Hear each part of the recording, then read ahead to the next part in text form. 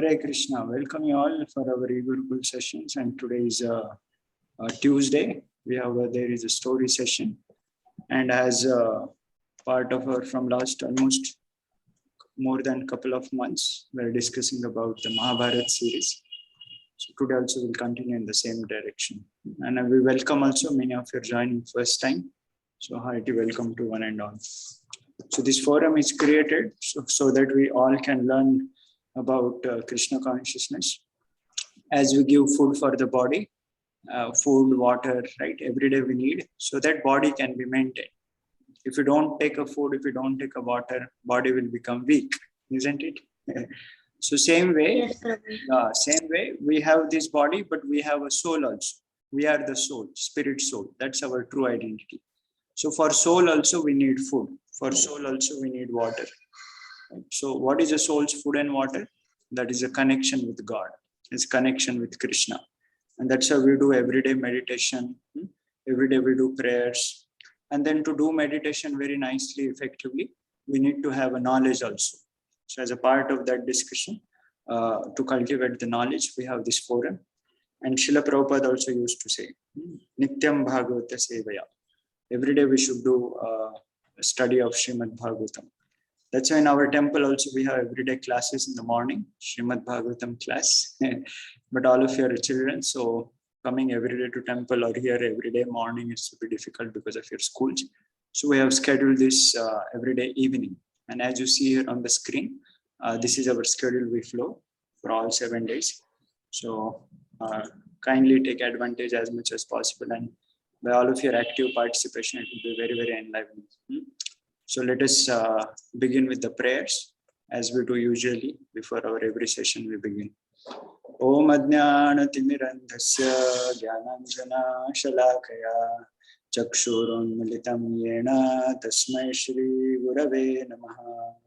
Shri Chaitanya Manobhishtam Stapitam Yena Bhutale Swayam Rupa Kadamahyam Dadati Swapadantikam. Vande Aham Shri Guru Shri Uta Padakamalam Shri Guru Vaishnavamsha Shri Rupam Sagarjata Sahagana Raghunathan Vitam Tam Sajivam Sadvaitam Savadhutam Parijana Sahitam Krishna Chaitanya Devam Shri Radha Krishna Pada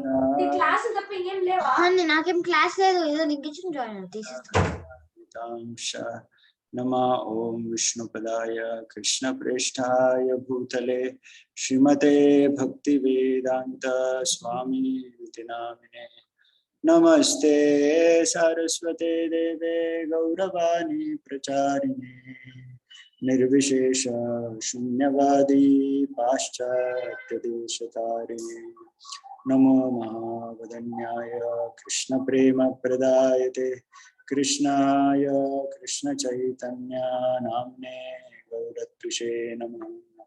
He Krishna Karuna Sindho Dinabandho Jagatpate Gopesha Gopika Kanta Radha Kanta Namostute Tapta Kanchana Gaurangi Radhe Vrindavaneshwari Vrishabhanu Sute Devi Pranamami Haripriye Vancha Kalpa Tarubhyascha Kripa Sindhubhya Vacha Patitanam Pavanebhyo Vaishnavebhyo Namo Namah. Shri Krishna Chaitanya Prabhu Nityananda Shri Advaita Gadadhar Srivasadi Gaura Bhaktavinda Hare Krishna Krishna Krishna Hare Hare Hare Rama Rama Rama Hare Hare. Hare Krishna. So just a short precaution so that all of you can have a healthy participation. So don't keep your screen too close with your eyes. Volume you can keep a full so that you need not to put your eyes on the screen. Okay. Sound is important. So that because many time online classes things are going on. So this also online is happening. So it should not cause a strain to the eyes. Okay, so just make sure you keep a sound full, but screen keep little aside, and no need to touch the screen. Just you have to hear and reply. That's all. Fine. So you all are able to see the screen now. Here, Veda-based screen is visible. Chapter 2, Pandu cursed and blessed. Is Yes. it? Yeah, yeah. So last week, I think, yeah, we were going on in this discussion about the Pandus getting a curse from Kindama Muni. He gave a curse that because you shooted on this act, so you'll also get die when you when you indulge into that act. So then we read how Pandu developed the spirit of detachment. He renounced everything, stopped everything, wanted to take a Vanaprastha. But then his wives also said, we'll also accompany with you. And that's what we stopped at that point. Okay. So let's see further how the journey goes about the life of Pandu.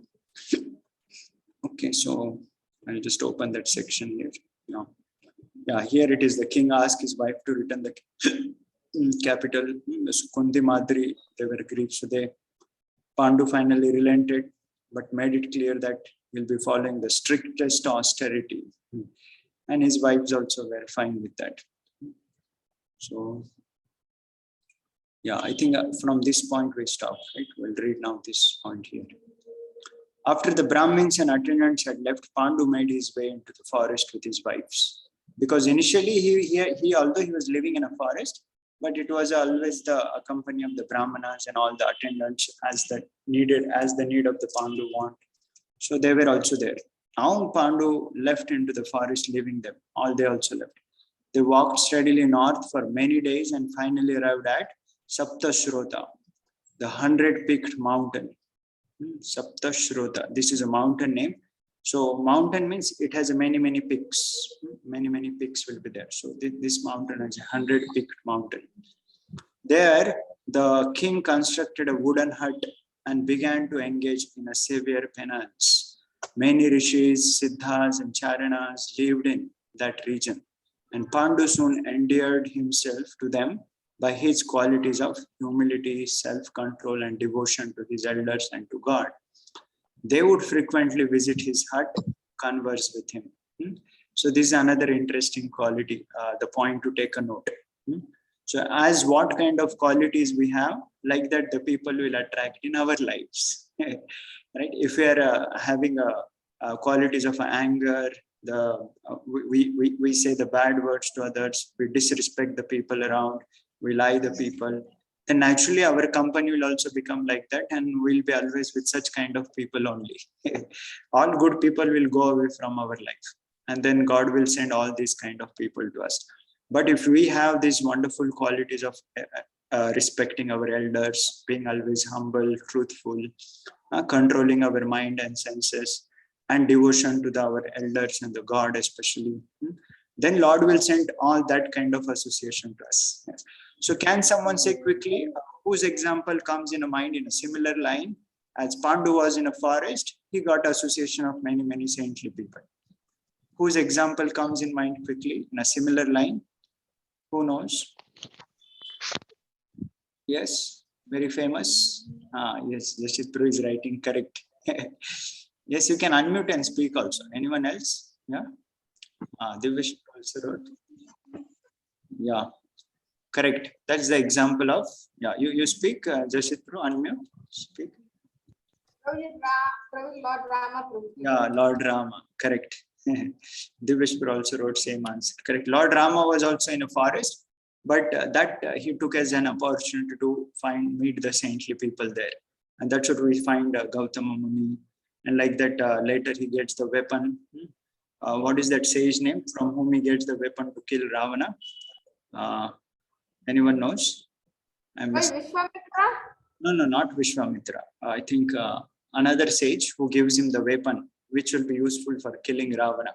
And that time Lord Rama takes that weapon and shoots at the navel of Hanuman, navel of Ravana. Anyway, so point is he got the association of many saintly people. And another interesting thing to take a note, as per the modes, the environment, the people stay in that environment.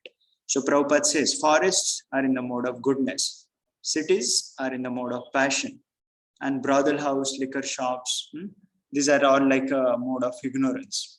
And in that places, we'll find those quality of the people. So we find saintly people, sages and all, they all are living in the forest because they are in the mode of goodness. Passionate people, the city, what we're going on around, and ignorance we know already. So, but by the mercy of Prabhupada, we have our temples, our ISKCON temples, although they're right in the midst of cities, but there we get the wonderful association of devotees, Krishna conscious people. So we can take advantage. We can also make our home proportionately, what kind of activities we do. Saintly people, they do devotional activity. So that's all. So Pandu was staying in their company. Now let's see.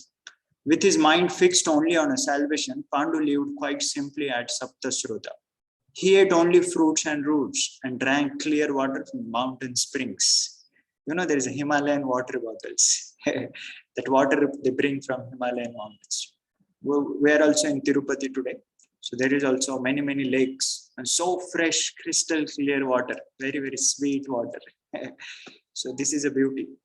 All the forest waters and things, they are very, very good resources. Whereas nowadays cities, they pollute or mix with the chemicals, and then that chemical water comes to us. Eventually body becomes problematic. So this is interesting to point to take a note. His two wives accepted the same vows he had taken, and thus all three lived joyfully on the mountain like celestial descendant from the higher regions. So wives also were in a cooperative as per their husbands. So they all lived very, very happily. No problem. Simple living, I think. Gradually, over time, Pandu thought more about his situation. One day, he spoke to the rishis, revealing his fears. Now take a note. Something interesting is turning up now. So what was a Pandu's fear? Listen now. O greatly learned ones, I have heard that a sunless man cannot attain heaven. Sunless. Now Pandu is a sunless, although he has a wives, but he doesn't have a son. And then as per the scripture injunction, until we have a son, then he cannot attain a heaven. By having sons, one pay his debts to his ancestors. So can someone say which character comes in mind who was also in anxiety of not having a son? He was also very... Dasharatha. Dasharatha. What you are saying, Dashitra? We are thinking like about the Daksha, like in the Bhagavatam it will be. Acha, Daksha. Yeah, Dasharatha is a very well-known example. Of course, Bhagavatam have many examples. But the point is, the descendant, the dynasty should continue. That was a very... Oh, direct Keep a mute. Yeah, I kept a mute. Some noise was coming. No. So yeah, so that was a mention. So the dynasty, the descendants doesn't continue, then that. So now further, let's see what he says. If I die without issue, my forefathers will surely perish, as the Shraddha offerings will cease. I am thus filled with apprehensions because I cannot beget children. So actually, this is a true. As per the Vedic injunctions, the dynasty should continue. And what forefathers gave us as a chance to be born in a human life, we should also continue the dynasty in that sense. And especially for kings, it is very, very needed, important. Of course, as per the ashramas and rules, when we take a shelter of the Lord, then this is not needed. But in general, Pandu was worried about his dynasty. Pandu was anxious. He would often perform the Shraddha ceremony for the welfare of his departed ancestors. The Vedas state that such food offerings made to the gods on their behalf ensure their continued happiness in heaven. So those ancestors, right, our forefathers and all those who left, when we do Shraddha ceremony here, right, that Naivedya, that Bhoga, after offering to Lord Vishnu, that goes to them also. So that's what they get benefit of Krishna consciousness. So that's why it is our duty to perform this such ritual ceremonies, and especially chanting Hare Krishna when we do. Surely all the forefathers, all they become very jubilant, seeing that their descendant is becoming a devotee. It is a great responsibility in that sense for all of us. So can someone say quickly one example? The boy was a devotee, and because of his devotion, his father, forefathers, everyone got benefited of his devotion. Quickly, whose example comes in mind? Yeah. Prahlad Maharaj. Yes. Who is speaking? Who spoke the answer? I'm Divya. Prabhu. Divyan, what is your name? Divyesh. Divyesh Prabhuji. Acha, Divyesh Prabhu. Okay. I did not heard your sound. Yeah, sound is coming differently. Yeah, correct. Prahlad Maharaj, isn't it? Because Prahlad was a devotee, right? Lord Narasimha blessed all his fathers, especially Hiranyakashipu and all. And below also we read about Bali and later Bhaumasur, all those dynasties down the line we read about. They all got benefited because Prahlad's devotion. So that's the beauty. So here also something in that line is Pandu was concerned. What would happen when he died?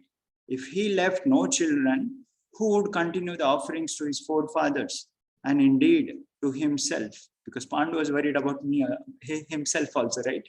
If he lives, then who will do the rituals for him? He folded his palms in supplication. Could the rishis beget children in his wives, just as Vyasadeva had begotten him and his brothers? Prabhuji, Yeah. Prabhuji, I have a doubt, Prabhuji. Yeah, doubts we'll take at the end, okay? Keep a doubts. We have a doubt session also, exclusively. At the end of our session, 8 o'clock, we'll be stopping. Then we'll take your doubts, okay? You can write in the chat or keep it a doubt with you. We'll be taking the doubts. Yeah, so, right, so he was thinking, can sages do that? As Vyasdeva was called for Ambika and Ambalika, and that's what the Pandu, Dhritarashtra, and later Vidura was born. So he was thinking rishis can do that. Smiling, one of the rishis replied, by your ascetic powers, we have seen that you will undoubtedly have children like the gods themselves. Indeed, your progeny will fulfill the purpose of the celestials. All this can be seen clearly by us. Therefore, you should certainly act in such a way as to somehow produce children. So, yeah, this is an interesting thing to note. The sages can see even the future as well, because of their great tapasya, because of their great ascetic powers. They can witness the future as well. So sages were telling by our ascetic powers.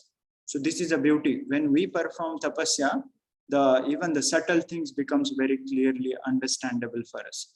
Most of the people in this world, they don't even understand that there is a God. They say because we are not able to see the God, there is no God. So it's very, very questionable thing for many people. Fortunately, by Prabhupada's mercy, because we're doing some practices, we are able to understand the God's existence. And we continue more practicing nicely, the truths becomes very, very clearly visible. What we read in the scriptures, right, straight become visible in the world. And what the people cannot see in the world, the devotees are able to see in the world, how it's going on, how it's going to happen, what will take place in the future. Devotees get the vision.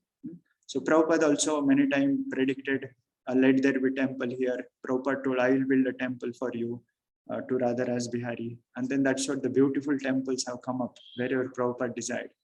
What to speak, even Nityananda Prabhu, Bhaktivinoda Thakur, they also predicted Adbhuta Mandir.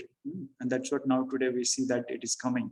Bhaktivinoda Thakur saw that there will be Westerners coming, chanting, dancing. It came up. Prabhupada fulfilled the desire of all the acharyas.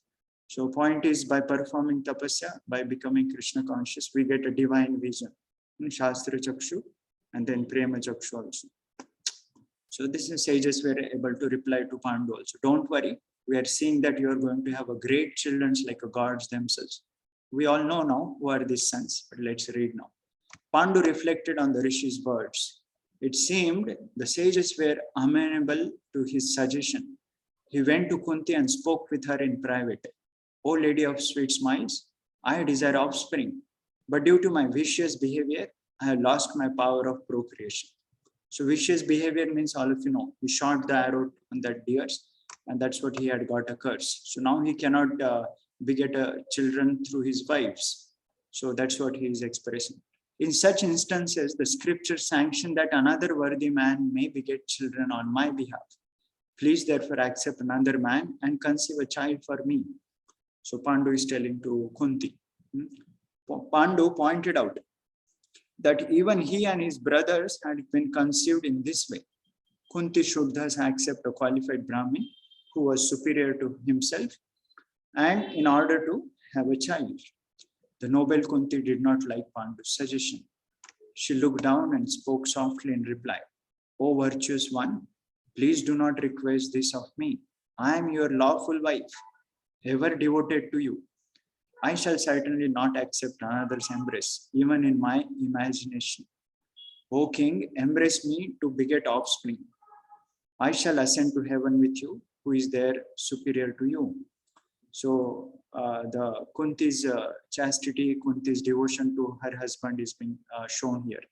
Right? She was not ready to accept the Pandu's proposal, and she was ready to, take a step even to remain as the situation right now. So this is another interesting character. Let's see.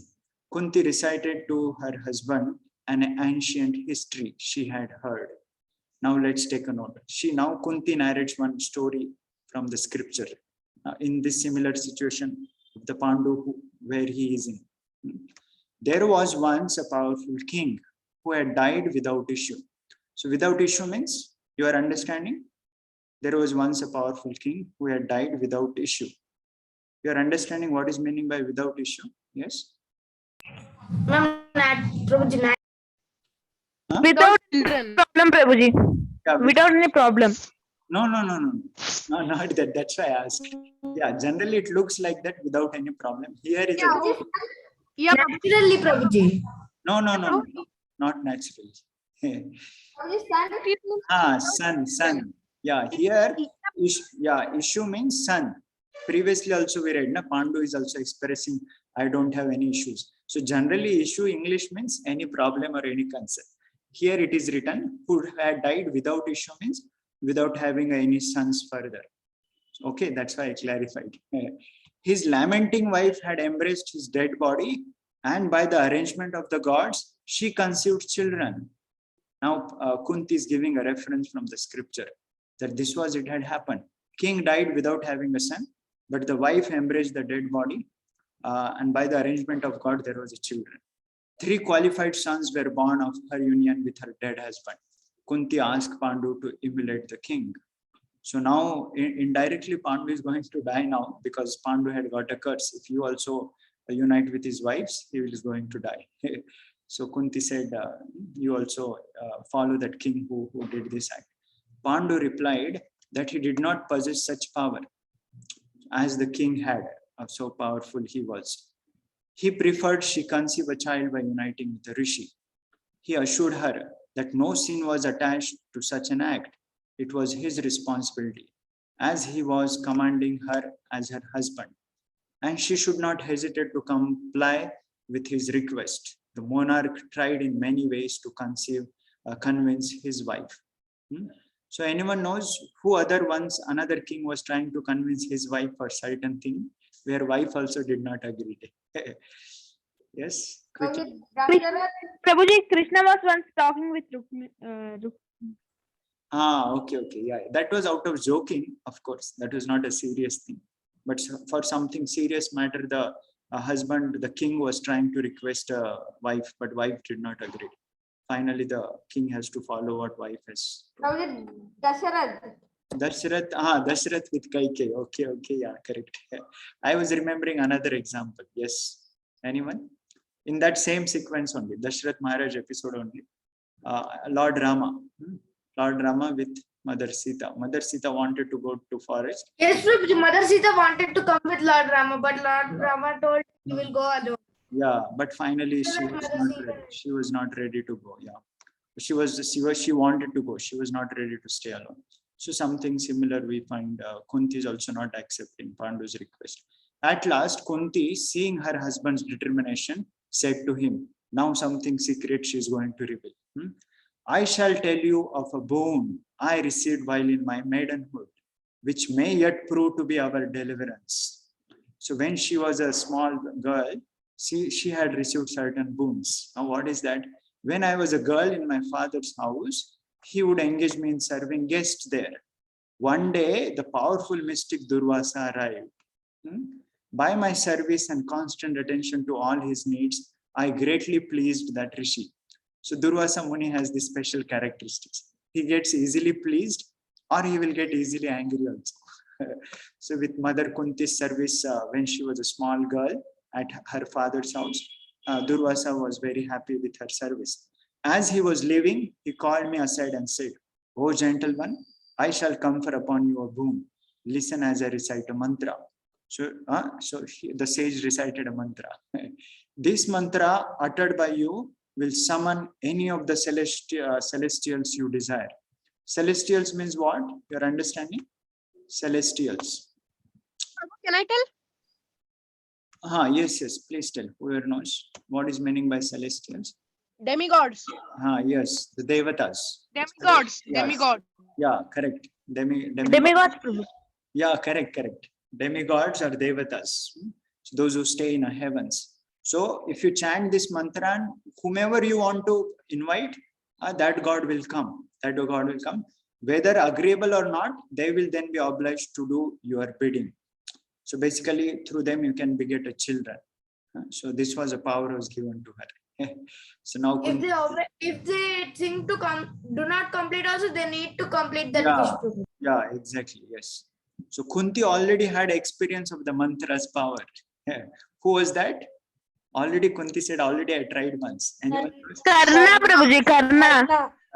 Karna. Yeah, correct. He asked, Yeah, we will read now. Here it will come. You are correct. As soon as she had uttered it once and thought of Surya, that blazing deity had appeared before her. He had then conceived a son. Kunti therefore knew that she could summon other gods to produce further children. She had not wanted to reveal this secret, being reluctant to unite even with the gods in a place of her own husband. But this was an emergency. It seemed that the time to make good use of Durvasa's mantra had come. So Pandu, who had known nothing about the boon, was overjoyed upon hearing Kunti's words. This was surely the Lord's arrangement. Sons from the gods would be far superior to any born of earthly men. Right? So what happened further in this discussion, that will continue our next week. Hare Krishna, Krishna Krishna, Hare Hare, Hare Rama, Rama Rama, Hare Hare. So please remember today's discussion. In summary, I'll just present. Pandu was in a forest living very happily, with his wives also very happy. We discussed the lesson about how our qualities attract the quality of the people in a similar way.